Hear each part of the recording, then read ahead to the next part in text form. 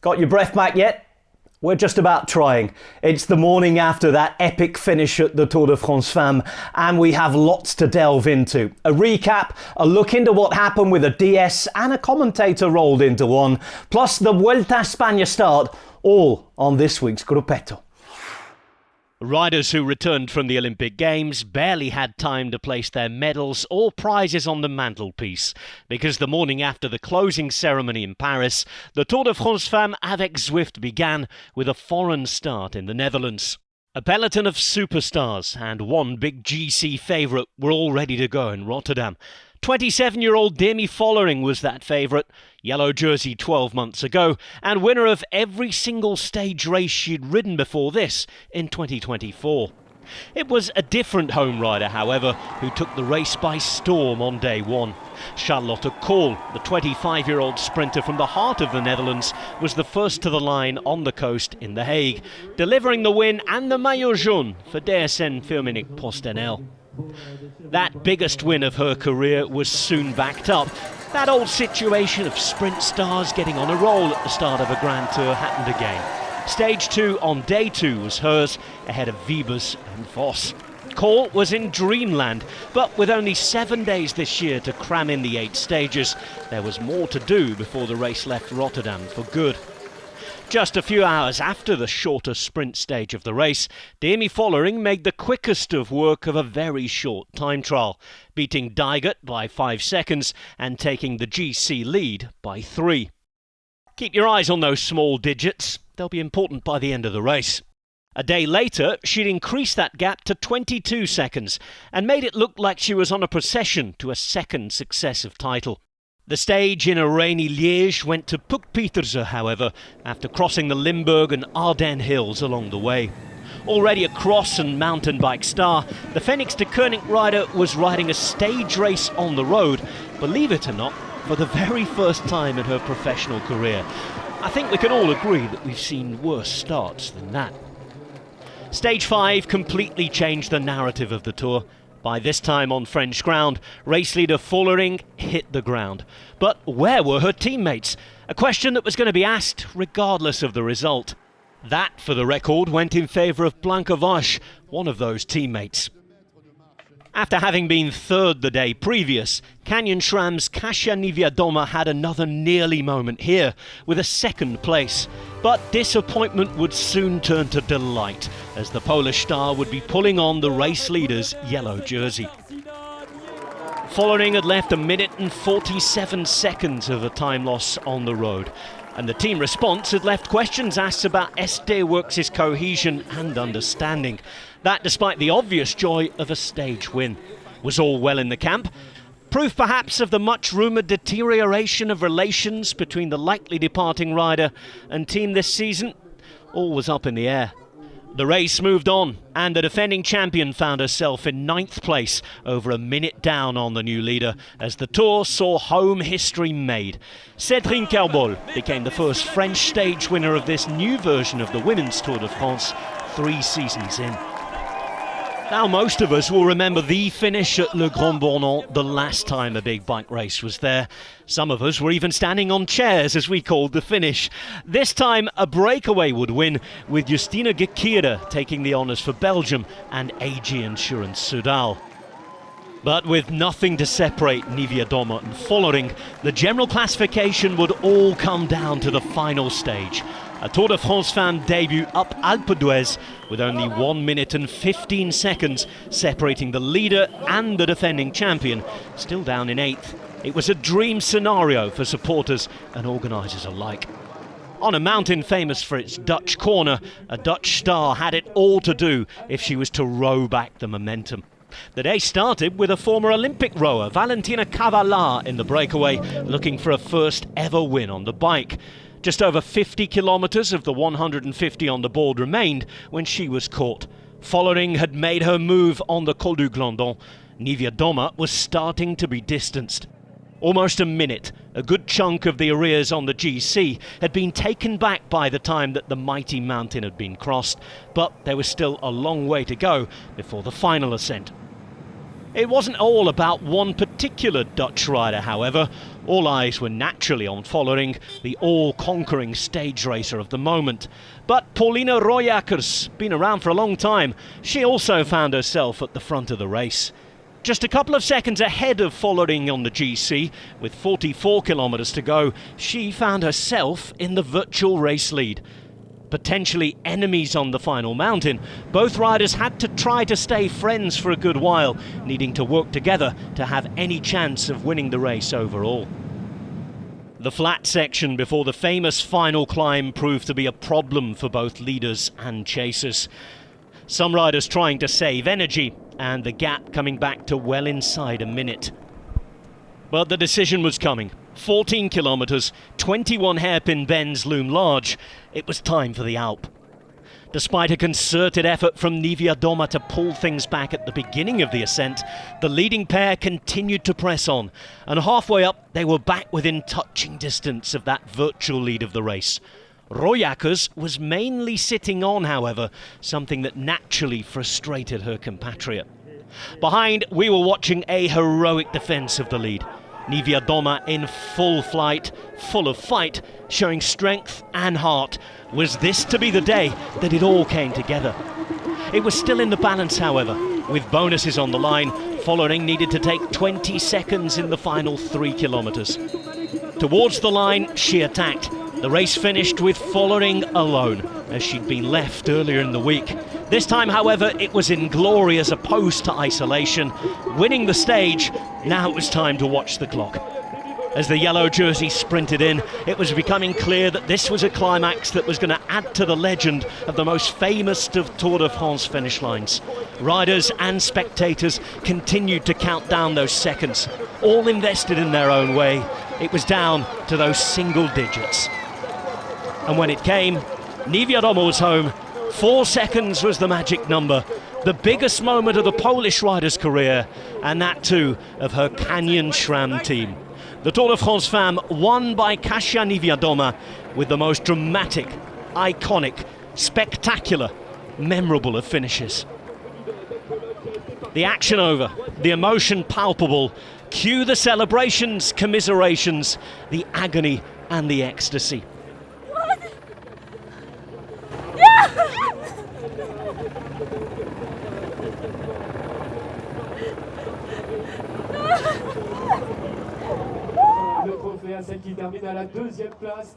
Away from that excitement in the mountains, the third and final men's Grand Tour, the Vuelta A Espana, is underway, starting in Lisbon in neighbouring Portugal.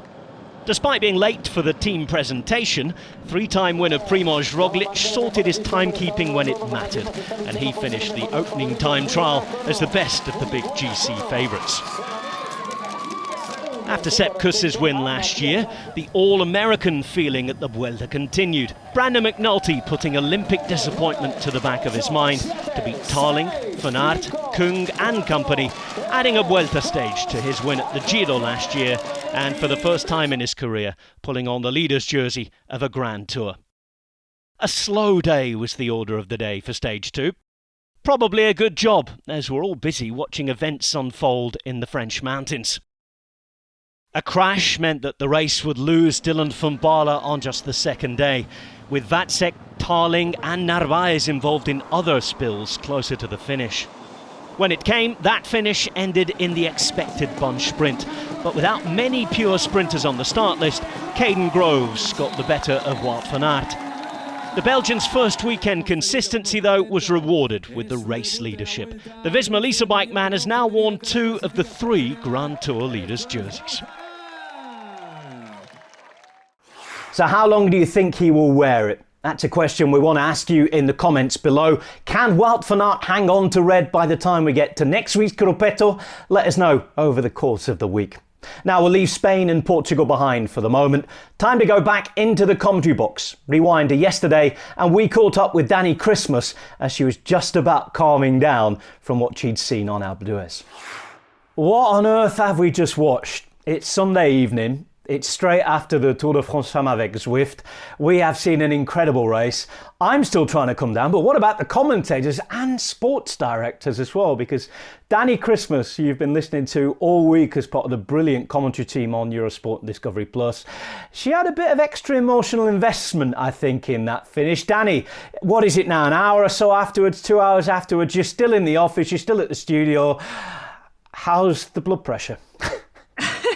Yeah, it's finally come down. I think it was around 25 minutes after Cassia crossed the line that I actually stopped shaking. The whole way through the breakaway show, I was in pieces, and these girls really test my level of professionalism. Let's put it that way when it comes to commentating for their races. But yeah, it was incredible. It was incredible from Cassia and from the team, but what a week of racing we had. It was just phenomenal. I mean, for those people who haven't been watching with you this week, 1, where on earth were they? 2, I don't think they're ever going to miss it again. 3, for those people, just explain to them what your role is with Kasia Niewiadoma and the team. So I'm a sports director with Canyon SRAM Racing. So I've been working with the team for the last couple of years now. So it's been brilliant to, work alongside the riders and just see how much they put into the races.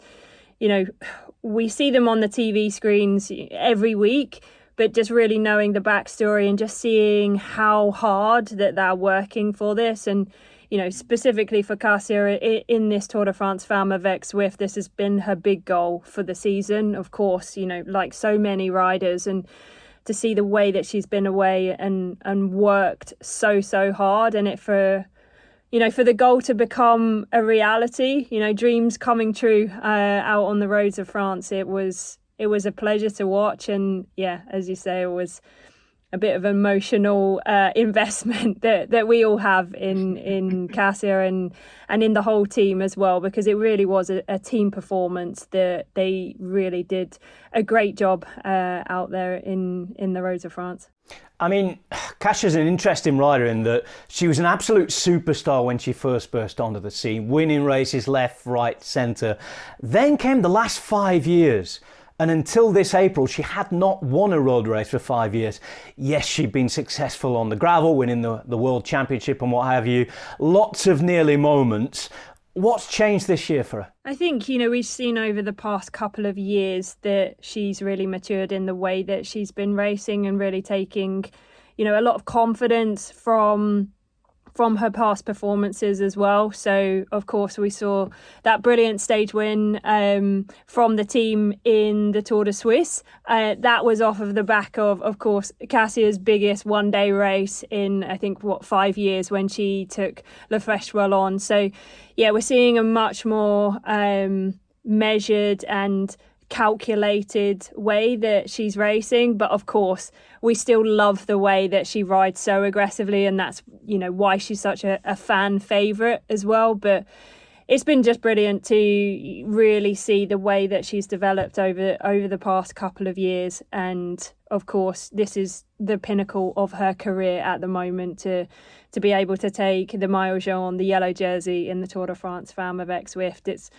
you can put all the plans in place and, do all the hard yards in training, but for it to actually come true and, that dream to be realised is very, very special, and it's testament to all of her hard work. You talk about the plans in place, the hard work. What specifically were the plans then, and what was the hard work? How did she prepare for this race? It's about really kind of looking at how we can structure the season for her, making sure that the race calendar really suited her needs. Obviously there's multiple goals throughout the season, and, starting off in the classic season and really trying to perform well there. We had a couple of really good training camps together as a team in the pre-season where, she's really set the foundation and getting in the big training, but she's had more freedom to be able to go away to train at altitude and to get some really good training in the bank. And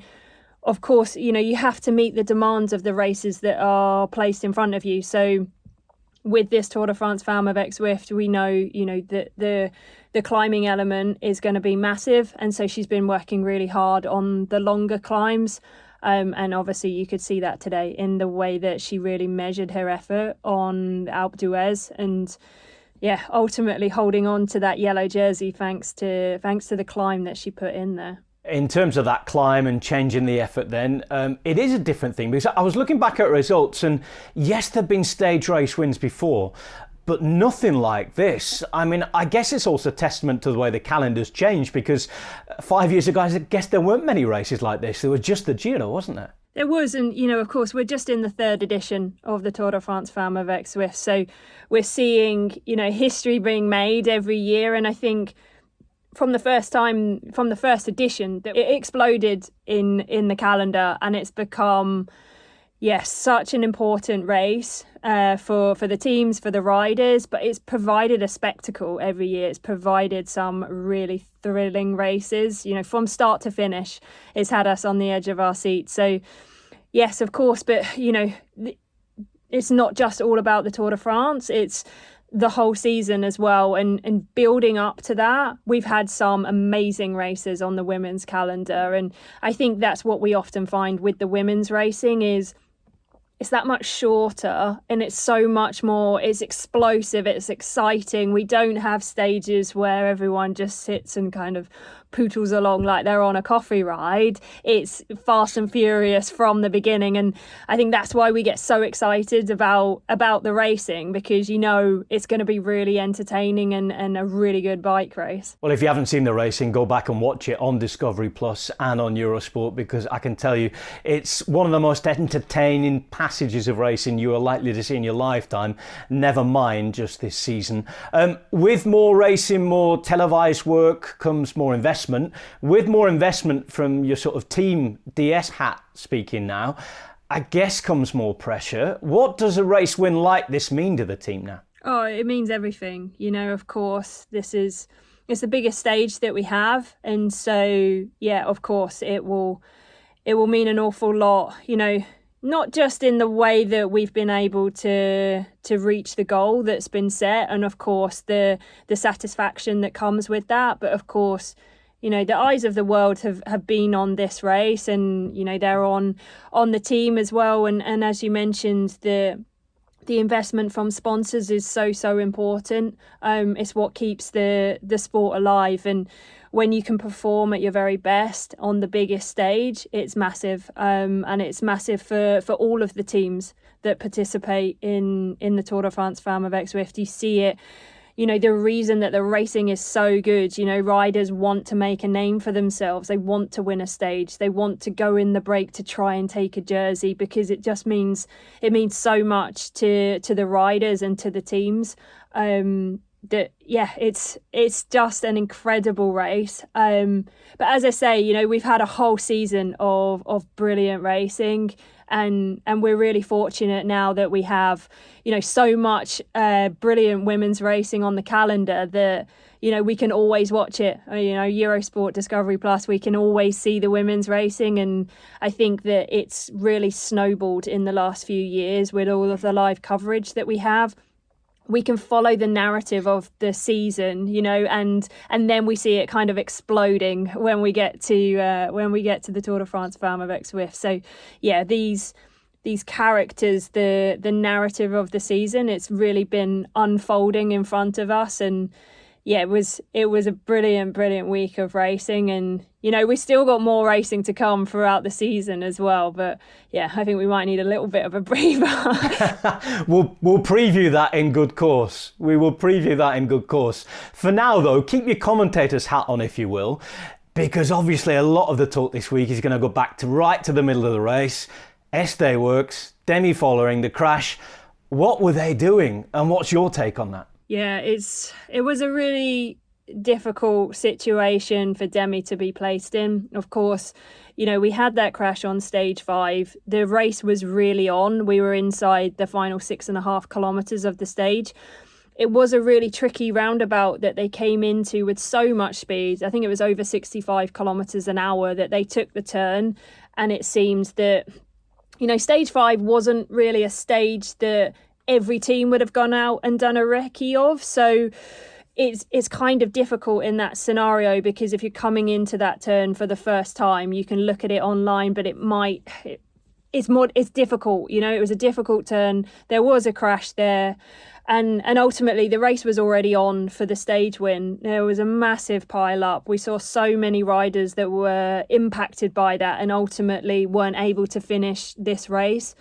But of course, Demi Vollering was left on her own by the team. I mean, that's the issue, isn't it? The fact that, she didn't really have enough teammates around her, or anybody really. Yeah, there was 2 of her teammates were behind, so they were already dropped. They weren't in the race there. Of course, the stage was won by her teammate, Blanca Vas. In that scenario, I think that Blanca Vas did the right thing of staying where she was.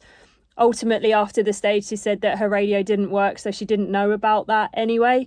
The question marks there, obviously, Lorena Wiebers sprinted to 8th place, was perhaps looking for the green jersey, and Nee Fisher-Black left the crash site without Demi Vollering. So, yeah, I think, all of those questions have already been asked, and afterwards the team of SD Worx Pro Time were very confident that they would be able to take back that time, which ultimately they weren't able to do in the end. So yeah, obviously it's so disappointing for Demi to have had that, but it is part and parcel of stage racing. And as difficult as it is, it's the combination of the whole 7 days of racing that leads to the winner of the race. And it's really unfortunate, but as I say, it's also part of racing.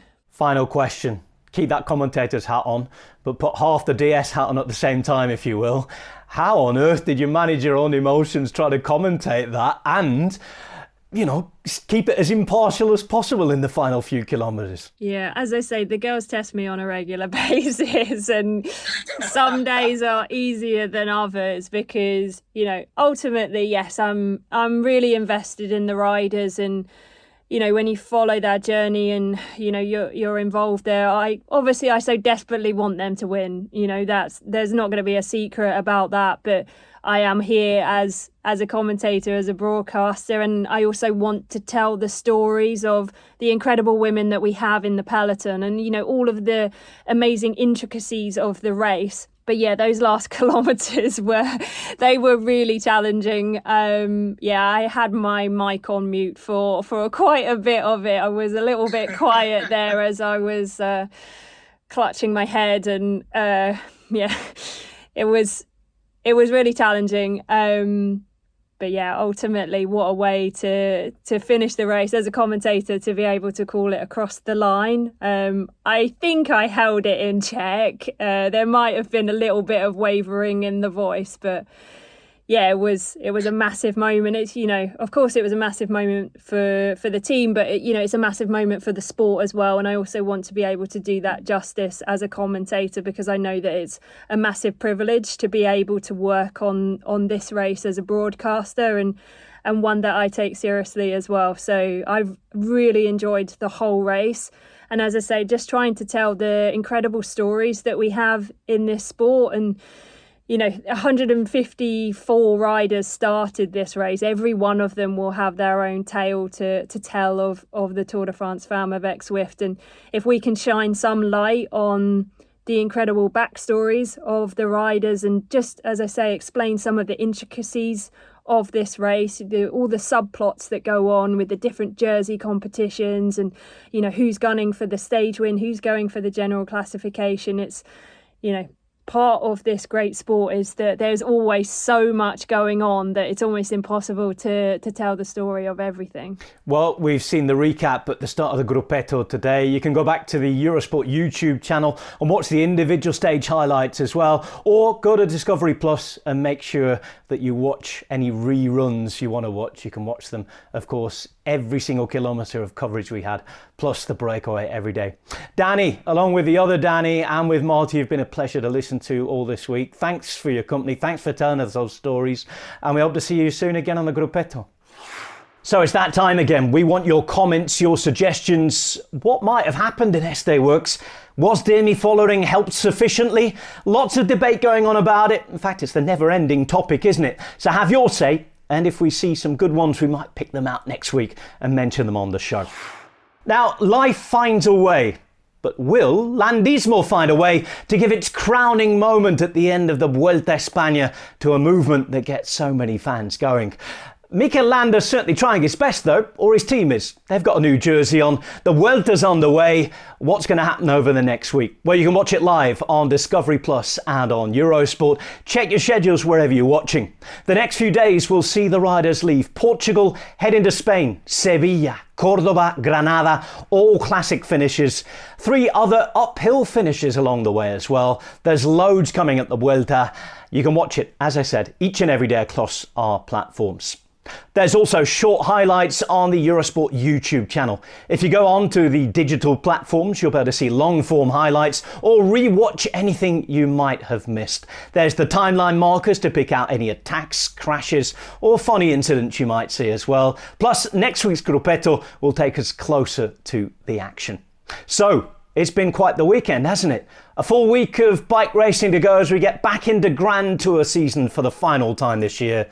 You won't want to miss it. We won't. We'll see you next week on the Gruppetto.